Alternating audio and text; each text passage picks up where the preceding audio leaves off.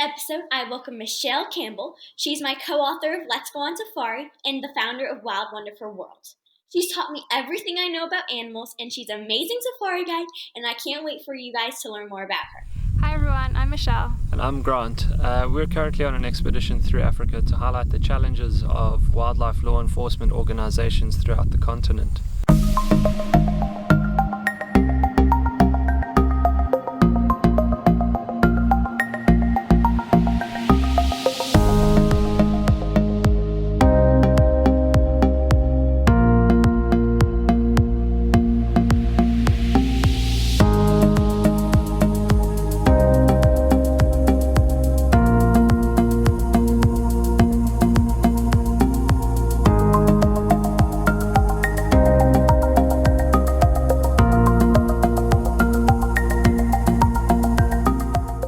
There are organizations that nobody knows about that are protecting massive tracts of land throughout Africa that do not see the benefit of tourism.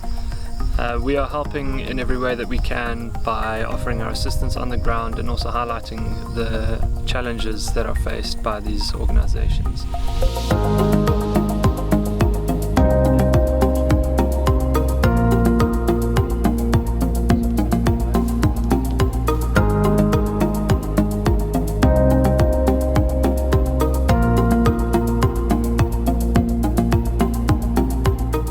Poaching, human encroachment, and a booming trade in endangered species is decimating animals across Africa.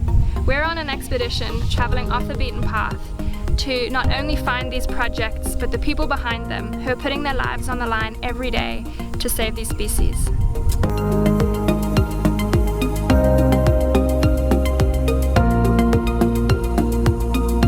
about 100 degrees Celsius.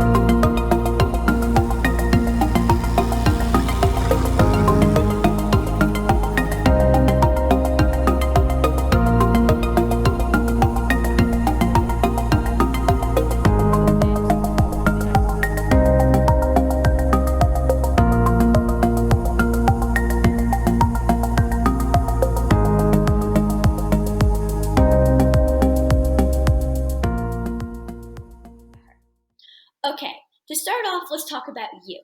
Can you introduce yourself, tell us what you do, and where you are located? Firstly, thank you so much, Kate, for inviting me to be a part of your Club 15. I'm very excited to speak to you and all of your listeners today. As you said, my name is Michelle, and I'm the founder of Wild Wonderful World. I'm also a safari guide and conservationist. And at Wild Wonderful World, we connect passionate people to the wild through intentional safari experiences and support conservation projects through our dedicated wildlife fund. And Kate, I'm speaking to you today from a small bush town outside the Kruger National Park in South Africa. Awesome. Okay, how old were you when you first went on safari? And did this trip spark your passion to work in conservation?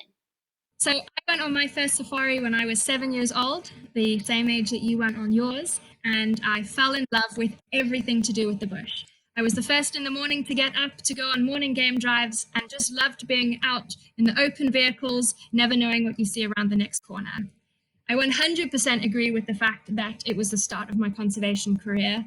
It certainly was the spark of my passion of wildlife, and I think that's probably the main reason I became a safari guide, which later led me to doing what I am today with conservation.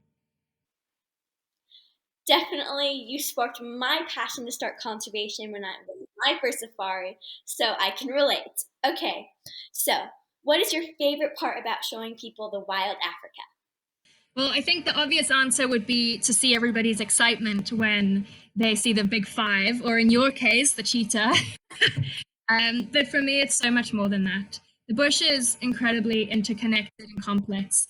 And one of my favorite things is when we've come back from a safari and we've seen incredible things, and I ask everybody, what's the favorite thing that you saw today? And somebody will say something like the termites.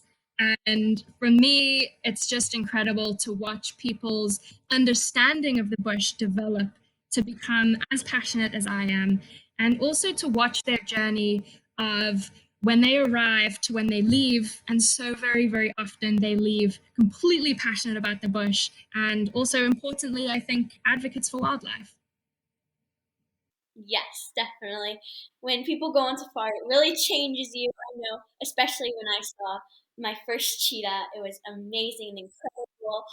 Wow. Okay, so you lived out of your truck for 385 days. Why did you do this? And tell us a few of your favorite stories and experiences. That's right. Some might call me crazy, but we just had a real need to go and explore Africa a little bit more. But we wanted to find out what the conservation challenges were across the continent outside of South Africa. So we decided to move into our Land Rover and travel not just into the continent, but off the beaten track. We wanted to go through the tiny villages on all the dirty, dusty roads, and it gave us a really unique insight into the different challenges faced by people and animals across the continent. Um, it's a big question to outline my favorite things in a whole year, but I would say as a guide, the wildlife highlights that we experienced were unforgettable. Seeing gorillas in the wild, chimpanzees in the wild, a shoebill, which not many people have heard of, but it's a stork taller than a man that catches fish. We saw that in Uganda. The mighty bat migration in Zambia, really just unbelievably mind-blowing wildlife experiences. And then I suppose from a conservation focus point, obviously that was the reason why we traveled. I would say there's a collection of really memorable, wonderful experiences and experiences that were sort of actually almost shocking and really sad to relate. The anti-poaching experiences that we had were probably some of the most memorable, where there was the euphoric moments where we would track down and find a poacher, arrest the poacher, and you're just so proud that you've done a great job. But then on the complete contrast, there's those times where you're on patrol and you turn a corner and you walk into a poached elephant or a snared animal and you just want to cry and give up on the spot. So I think it was a really emotional trip in that sense, that we really experienced absolute euphoric highs and then lows as well. Other experiences, joining a elephant rehabilitation center in Zambia, where we got to watch elephant orphans who had lost their mothers, often because of poaching, be rehabilitated and take their first steps back into the wild. And speaking to the keepers who had the most incredible relationships with these elephants was so heartwarming and something I don't think we'd ever forget. From the adventure point of view, the moments of getting stuck in the mud and trying to dig ourselves out, the wildlife walking around our camps at night, and when all of the times, with every time you forget something and you've left something outside your camp at night and it gets taken by a hyena. Kate, when we connected in Kenya, I showed you my hat that had been chomped by a hyena. So just really funny memories like that. And the last one, when we were traveling on some very dirty, muddy roads in Uganda, we came across a big banana truck that was stuck right at the bottom of a ditch, and everyone had tried to go around the edges to get past him, and everyone got stuck. So the first thing we had to do with good old Landy Kohania was come to the rescue and pull everybody out so that we could eventually pass. So yeah, certainly a year full of adventure and conservation highlights, lowlights. We came back with pretty wide open eyes, that's for sure. I remember touring your truck. I thought it was amazing that you lived out of such a small space and you didn't have electricity and you showered out of a big bucket. And but I can imagine seeing all of the amazing things that you saw when you were in your truck for that long. That must have been so amazing. Okay, so now let's talk about conservation. How is a typical safari experience with you in Wild Wonderful World different than a typical safari? So it's our passion to bring our guests closer to the wild, to expose the wonders of nature, but also to teach our guests about the challenges faced by the wildlife that they're seeing and give them the opportunity to get involved as little or as much as they want. All of our safaris, regardless of conservation involvement, all contribute to our wildlife fund. So no matter what you do, you're supporting the wildlife and places and people you see in every step of the way. I know I love going on safari with you. I'm so excited for this summer. I'm so excited to tag a pangolin. And I love cheetahs, so I'm so excited to do cheetah conservation. And I'm so excited to meet Dex, my elephant. And I know safaris with you are just incredible. Okay, so have you witnessed people change by experience the wild? How so? I think everybody that travels on safari is changed by the experience. I think it's the very raw connection to nature that you have when you're in these vast open plains, the animals that you see, the interconnectedness of the wildlife that you experience. And Kate, I actually think you're a great example of somebody who changes during a safari, maybe not always to the extent that you have, but it's watching somebody arrive with a general interest in wildlife, learning more about the animals that they see, learning to love them, become passionate about them, and going home an advocate. And for me, it's the most incredible journey to witness. I can imagine it's very hard for people not to change when they come on safari because seeing animals in their natural habitats is really inspiring. Okay, so if you had to pick a favorite animal to watch out in the wild, what would that be and why? So I had to think very hard about this question. And I nearly said cheetah because it's your favorite, and I do love cheetah. But given a lot of thought, my favorite to watch is the elephant. And the reason being is not just because they're so big, but it's the contrasts. It's their incredible delicacy with the tiny fingers of their trunk. And then the next moment, they're pushing over a 100-year-old tree just with like a little push of their whole body. It's the fact that they maintain the ecosystem and allow the small little creatures, even like the dung beetles, to have an important role. That they maybe push over trees 1 minute, but without them, so many other hundreds of thousands of trees wouldn't be able to spread their seeds. It's everything about elephants, even their communication, their compassion, their intelligence. I could sit with them for not just hours, but days. And in fact, that's probably why I became a guide as well, so that I could spend all day, every day just watching elephants. I agree. I remember one of my most amazing memories was when we went on safari. It was late at night, and there were elephants that were digging in the sand. They were trying to find water, and like we couldn't see any water, but they knew there was water under there. And it was amazing just sitting there and watching them. So I know elephants are just incredible to watch. Okay, so you include kids and community members in your work. Why is this so important? So I'm going to start with the community members. And when we say communities, I'm assuming you're referring to the people that live really on the borders, on the edges of these wilderness areas or game reserves. And I think it's so important to have these community members involved with conservation because A, they're on the front line of it. So these are the people who are living side by side with elephants, lions, animals every single day. Often, unfortunately, a lot of their experiences are negative because the elephants are coming to raid their crops, the lions coming to eat their goats. And without having the opposite side of having a positive experience with wildlife, where is the need to protect it?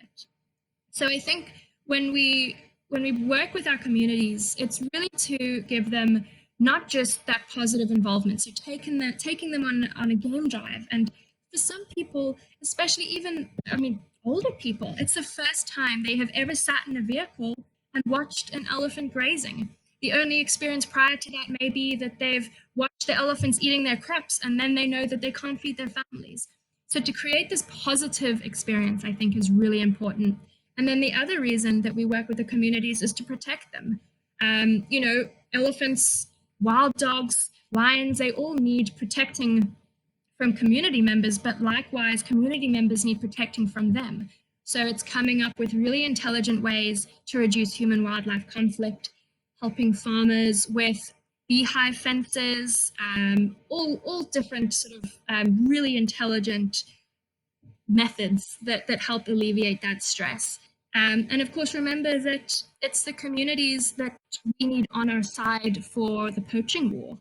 Many times you've got poachers who go through these communities as a last line before getting into the reserves. And if they're on our side, then we can even reduce poachers getting into the reserves in the first place. So that's our main focus with communities, as well as, of course, the education side of things, to teach them about the benefits of wildlife, why we want to protect wildlife, and especially the kids. That's really important in schools. Which brings me on to you and your generation. And of course, we absolutely can't do it without you. I think we're in a really interesting position where we're going to move from having generations both now and in the past, where a minority of people in those generations were advocates for wildlife. Now we've got this opportunity to move to a new generation where the majority can be advocates for wildlife and really, really force change through, not just in the way that we act at home or the way that we consume certain products, but by changing cultural beliefs and having a very impactful shift in mindsets generally. So now, can you tell us how you use technology when working with animals? So we're quite privileged in that we work with quite a vast array of different conservation projects. We work with researchers who use technology for coloring the animals that they're researching, and that helps with a few things. So first, it helps them track the movement of animals, and it helps them physically locate the animals so that they can more readily observe their behavior. Why is this important? Well, it's important because the more that we know about animals, the more, or better, I should say, the better we can conserve them. From an anti-poaching point of view, we've worked with rangers that use smart technology, so an app on a phone or a device that not only tracks it where they walk on their patrols, but it also allows them to input incidents. So, for example, if they see poacher tracks, or they pick up a wire snare, or even they've found a poached animal, they can log that into their device with the smart technology and later pull that up onto a computer, which allows them to look at their whole reserve, highlighting the hotspots, which then make sure that they really can concentrate on those areas to protect the animals that move in and out of there, but also improve the efficiency of their patrols. Other really, really fascinating technology that we've been a part of is putting implants into rhino horns. Now, this implant has a GPS tracker in it that also contains a microchip. So the rangers can use the GPS to help locate the rhino and make sure that it's still within a safe area. And then if the worst happens and the rhino is poached, the implant inside the horn means that the security forces can track down that horn to try and catch the poachers. And if they do that, the microchip within the horn, within that implant, then also allows them to connect on a database which rhino it was from, which then immediately gets the poacher in trouble because it's proof of where the poacher got that rhino horn. So pretty fascinating use of technology, though I think we're really only at the beginning with how much we can use it. Wow, that is fascinating. I did not know about the rhino implant. That is so cool. And I know coloring animals is so amazing because I know I love Dex, and it's so amazing that he gets to just be out in Africa and we still get to keep an eye on him. So that's incredible. And speaking of Dex, can you tell me more about Dex? Absolutely. So for everybody else, Dex is an elephant that we collared about a month ago with thanks to Kate for raising the funds to provide the new tracking collar. Now, Dex is an elephant. He's a bull elephant who has been monitored by Elephants Alive for the last sort of 5 years or so. And Elephants Alive is a research NGO based in the Greater Kruger National Park. And what they're trying to do is learn more about elephant behavior and specifically about how elephant bulls use the area that they move in and around and what kind of spaces their home range is. Is it a big space and they move back and forth? How do they use that? Is it because of trees, plants, other elephants? And so there's a really fascinating amount of research going on there. And yeah, so we collared him about a month ago. He was darted out of a helicopter and put to sleep. Then the collar was replaced and he was very, very calmly woken up again and off he trundled back into the bush. Now, the collar is brilliant, as I said, because it allows another 3 years of data collection for Dex, which is phenomenal. But during the collaring process, it also allowed the researchers to gather quite a wide range of information about Dex. They measured his tusks, his legs, the bottom of his feet. They took a hair cutting from his tail. And really interesting is they took a sample from inside his trunk because as a researcher, he's learning about mites found inside the trunk that helps keep the trunk clean, and they want to know more. So lots of fascinating information to come out of Dex. So thank you again. That sounds so cool, and I know I love learning more about Dex, and it's so great that the color is being used. So during COVID, you have given school groups in the US virtual safaris. How do people react? That's right. So I know that COVID and lockdown was a really difficult time for everybody. So we thought it would be so fun to bring groups on a bushwalk with us in the area that we live and expose some of the smaller, more complex parts of the bush with people from all around the world. It was a really great opportunity to bring nature to everybody sitting at home when they couldn't escape into the bush themselves. And it was also a really great opportunity for us to talk to many different people about conservation and use it as a great education tool. So I think that everybody really enjoyed it. I don't know, Kate, you tell me, did everybody enjoy it? Yes, I think that is something great you're doing. And even though you can't be in Africa, it's still amazing getting to see it. So I think the virtual safaris are great. Okay, so now here's the call to action. Do you think my generation can help stop poaching and help save wildlife and wild spaces? What exactly can we do to take action? Kate, I think it's a really important question or a number of questions that you've just asked. And my short answer is yes, 100% your generation can take action and can make a difference. There's a huge range of options in ways that you can get involved to help. And I can speak from experience when you say, well, I'm just one person, and for you, maybe even a young person at that, what impact can I possibly have? But the answer is you can have a big impact. Because if each one of us did one small thing and made one small difference, then collectively that would be a massive, massive impact.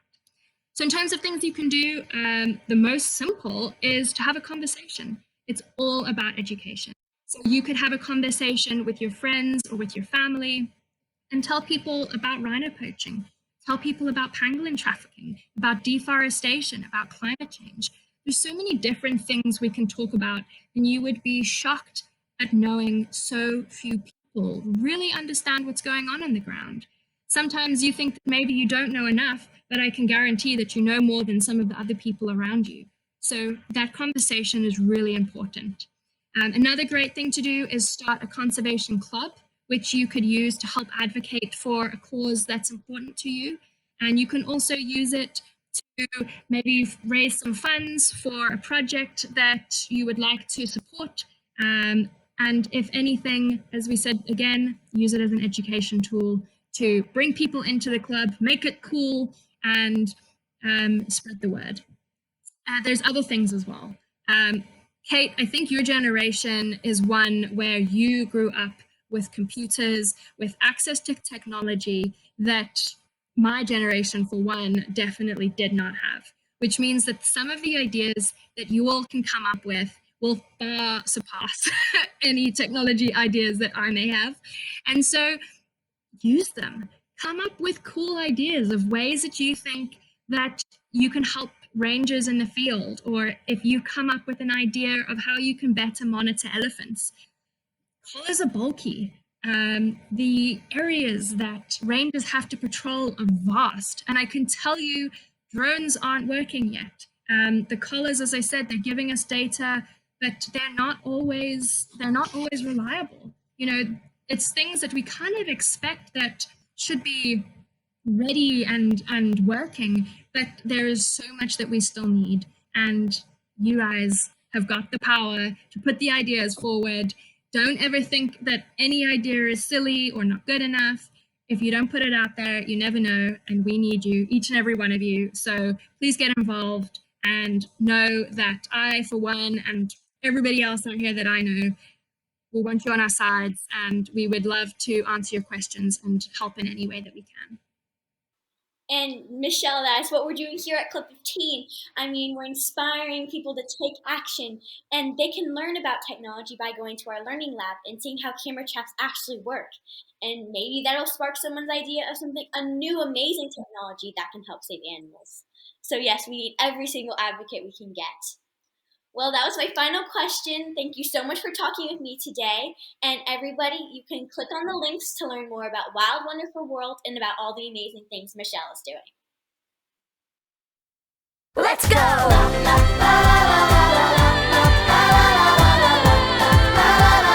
Kids can save animals. Yeah. Kids can save animals.